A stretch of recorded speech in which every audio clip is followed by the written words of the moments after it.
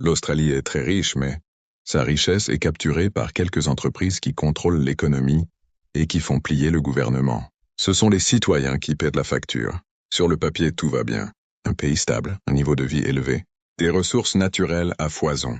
Mais dans la vraie vie, le marché est verrouillé. Dans les supermarchés, deux groupes contrôlent près de 2/3 des ventes alimentaires. Les prix augmentent parce que les acheteurs n'ont nulle part ailleurs où aller. Moins de choix dans les rayons, plus de pression sur les prix et des profits records pendant que le coût de la vie explose. En 2011, un litre de lait est tombé à $1. Les consommateurs ont applaudi. Les éleveurs ont saigné. Beaucoup ont fermé. Une fois les petits sortis du jeu, les prix sont remontés. Même scénario dans les airs. Deux compagnies dominent l'essentiel des vols intérieurs. Changer coûte cher. La concurrence s'étouffe doucement.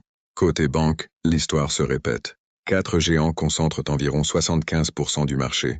La majorité des crédits va vers l'immobilier, pas vers les entreprises qui innovent. Résultat, l'argent alimente la spéculation plus que l'économie réelle. L'immobilier est devenu une machine à cash pour les banques, qui profitent de la hausse des prix. Les jeunes, eux, n'arrivent plus à acheter, et quand l'État tente de reprendre la main, ils se heurtent aux géants. En 2010, une taxe sur les profits miniers est proposée par le Premier ministre. Les entreprises lancent une campagne publicitaire massive. La pression est telle que la réforme est enterrée. Le Premier ministre a perdu son poste peu après. Le message est clair. Toucher aux grands intérêts à un prix politique. Même les infrastructures n'y échappent pas. Les privatisations devaient créer de la concurrence.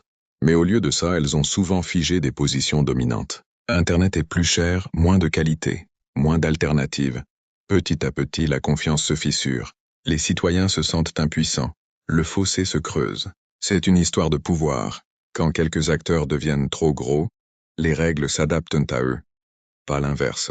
Et quand la concurrence disparaît, les prix montent, les choix rétrécissent, et la vie devient plus chère. Résultat, la croissance est projetée à seulement 1% par an. L'Australie se classe 105e dans l'indice de complexité économique.